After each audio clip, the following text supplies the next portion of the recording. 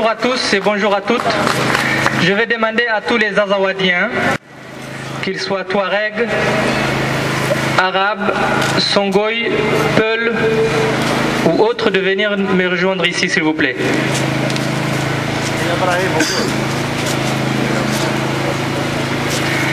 La situation est si grave que nous devons aujourd'hui, chacun pour ce qui le concerne, de prendre sa part de responsabilité.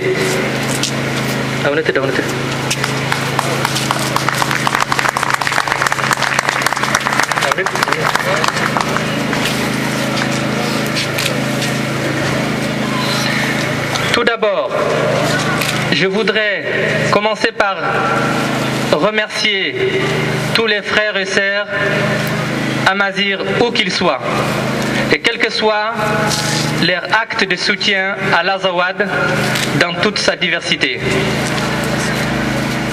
Je vais d'abord commencer par dire qu'aujourd'hui, l'avenir des Azawadiens est plus que jamais incertain.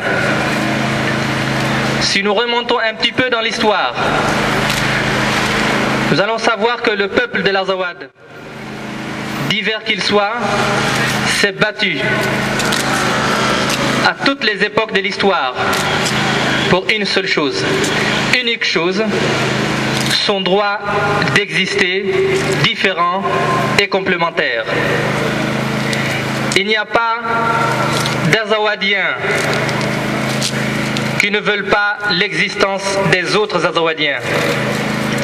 Il n'y a pas d'homme qui puisse exister sans les autres hommes. Le MNLA, le Mouvement National de Libération de l'Azawad, n'a jamais dit qu'il se bat pour les droits du seul peuple touareg. Nous nous battons pour tous ceux qui habitent sur un territoire pour un idéal commun, c'est-à-dire celui de pouvoir vivre dignement et librement sur notre territoire. Nous avons enduré les différentes périodes de sécheresse, c'est-à-dire le climat. Nous avons résisté à la colonisation. Nous avons résisté au massacre de nos populations civiles par l'armée malienne à plusieurs reprises. Je vais citer des dates marquantes de notre histoire. 1963, 1990, 2006 et la révolution populaire conduite par le MNLA de 2012 et qui se poursuit encore. À toutes ces dates, jamais la communauté internationale n'avait pris ses responsabilités pour rendre justice à tous ceux qui ont été tués, tous ceux qui sont sans justice et dont l'existence est reniée et bafouée. Tous ceux qui sont restés sont depuis lors humiliés. Ils sont entre des pays éparpillés. Ils sont en train de chercher tout simplement à pouvoir vivre. Il n'y a pas d'école adaptée aux nomades dans l'Azawad. Je l'ai dit haut et fort, en connaissance de cause. Il n'y a pas de dispensaire adapté pour ceux qui sont nomades dans l'Azawad.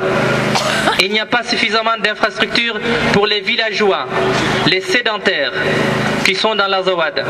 Il n'y a pas de routes pour arriver à nourrir ces populations qui sont isolées.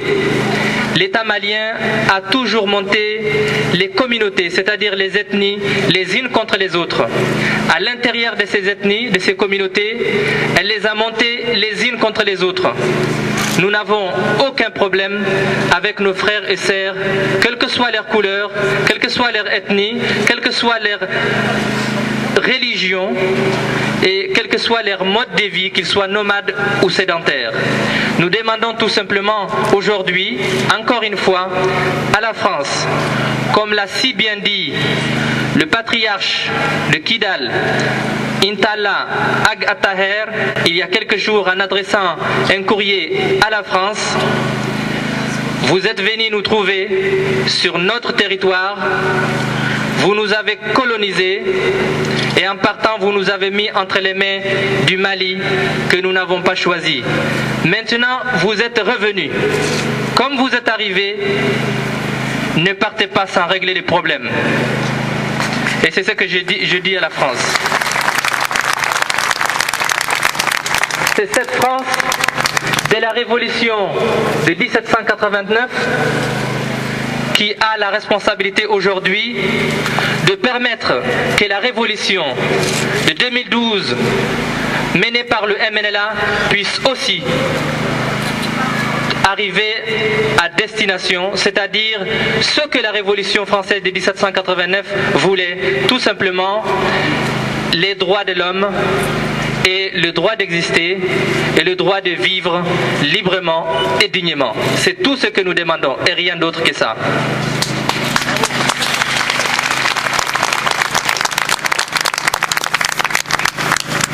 Le MNLA n'a rien contre le peuple malien. Au contraire, le peuple malien est un peuple frère. Nous avons chacun de nous, après toutes les années qui se sont passées, un frère, une tante, même un père ou une sœur qui sont à Bamako, à Sikasso, à Kay, à Ségou, à Koulikoro et ailleurs. Donc nous ne pouvons pas être contre le peuple malien. Nous ne sommes contre aucun peuple au monde. Et nous avons aujourd'hui une situation telle que si jamais la communauté internationale, la France en tête, ne prend pas ses responsabilités, il y a quelques semaines je ne le disais pas, mais je l'ai dit haut et fort ici, après tout ce que nous avons vu dans la presse, par les appels téléphoniques qui nous arrivent, par la privation des libertés, par les mandats d'arrêt qui nous ont été lancés, il y a bel et bien un risque d'ethnocide ou de génocide dans l'Azawad aujourd'hui. Et c'est la responsabilité première de la France et de la communauté internationale de tout faire pour que cela n'arrive pas. L'armée malienne est en train de massacrer notre population. Je ne dis pas seulement pour les Touaregs et les Arabes, mais aujourd'hui, puisque nous savons aujourd'hui que dans les différents groupes narcoterroristes, il n'y a pas que des Touaregs, il n'y a pas que des Arabes, mais aussi il y a des personnes ici de toutes les ethnies et de plusieurs horizons. Donc l'ensemble de la population de l'Azawad aujourd'hui est en train de vivre une période charnière de son histoire et si jamais aujourd'hui nous ne prenons pas les responsabilités qui nous incombent, je dis bien la situation risque de tourner. Maintenant je voudrais juste vous dire quelle est la situation aujourd'hui dans l'Azawad.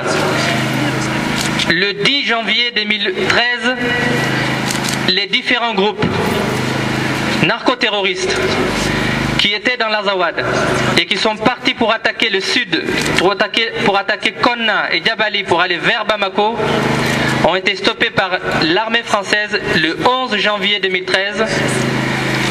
Il faut savoir que nous étions déjà en guerre contre certains de ces groupes-là. Je vais parler du Moujao, d'Akmi, à Gao, à Ansongo et à Menaka. Donc la France est venue nous trouver, comme on l'a dit tout à l'heure dans la lettre qui a été adressée à la France et aux différentes institutions internationales. Nous étions déjà en guerre contre le terrorisme. Et nous étions seuls. Le Mali n'a jamais combattu le terrorisme. Et ce n'est pas en 2013 que le Mali va combattre le terrorisme. Le Mali a eu tout le temps de le combattre. Il a eu tous les moyens qu'il faut pour les combattre. Donc depuis le 11 janvier 2013, c'est l'armée malienne qui est venue pour combattre non seulement les terroristes d'Al-Qaïda au Maghreb islamique et de leurs alliés, mais aussi à ramener dans ses bagages, je dis bien dans ses bagages, l'armée malienne. Le MNLA n'a pas souhaité que l'armée malienne revienne sur le territoire de l'Azawad. le MNLA était toujours ouvert au dialogue et aux négociations. Et ensuite, maintenant, à Gao, à Tombouctou, à Gossi et dans toutes les localités dans lesquelles il y a l'armée malienne, des populations civiles sont en train d'être massacrées, injustement massacrées. Et nous disons halte à ces massacres. Et nous disons à l'armée française d'empêcher que ces massacres se passent, parce que avant l'arrivée de la France, de l'armée française sur ce territoire, l'armée malienne n'était pas revenue pour massacrer nos populations. Et je vous dis que les différentes populations qui sont dans les camps de réfugiés, souffrent aussi gravement. Et ces populations-là ont le droit de s'exprimer et elles ne s'expriment pas assez. Il ne s'agit pas des Azawadiens qui sont à Bamako de parler encore aujourd'hui au nom des populations de l'Azawad. Il s'agit de donner enfin la parole aux Azawadiens pour qu'ils puissent s'exprimer. Je voudrais aussi attirer l'attention de la communauté internationale sur les milices ethniques qui ont été formées ou qui ont été rassemblées, équipées et aujourd'hui qui sont en train d'être lancées pour commettre des crimes que certaines d'entre elles avaient déjà commises dans les années 90 mais qu'il n'y avait pas eu de justice et que l'on n'a pas rendu à ceux qui ont péri lors de ces années. Pour terminer, je voudrais dire qu'aujourd'hui, nous avons prévu de nous retrouver ici, de marcher dans les rues de Paris. Mais nous ne pouvons pas marcher dans les rues de Paris. Nous sommes obligés de rester là. Et nous sommes là, advienne que pourra.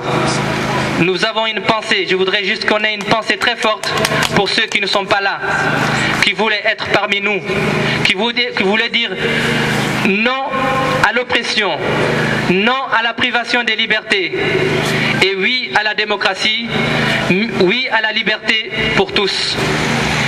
Et avant de terminer, je voudrais que nous ayons une pensée pour Abdulkarim Agmatafa dit Ibihi, qui est membre du conseil transitoire de l'État de l'Azawad, membre donc de la direction du MNLA, avec ses 3 autres compagnons qui sont privés de liberté, qui sont pris entre les mains de l'armée malienne ou des milices de l'armée malienne à Menaka depuis bientôt une semaine. Et je voudrais que nous demandions la liberté pour Abdulkarim Agmatafa et de ses compagnons de manière immédiate et sans condition. Je vais vous demander de lever la main. La victoire pour le peuple de l'Azawad, c'est son existence. Je vous remercie infiniment.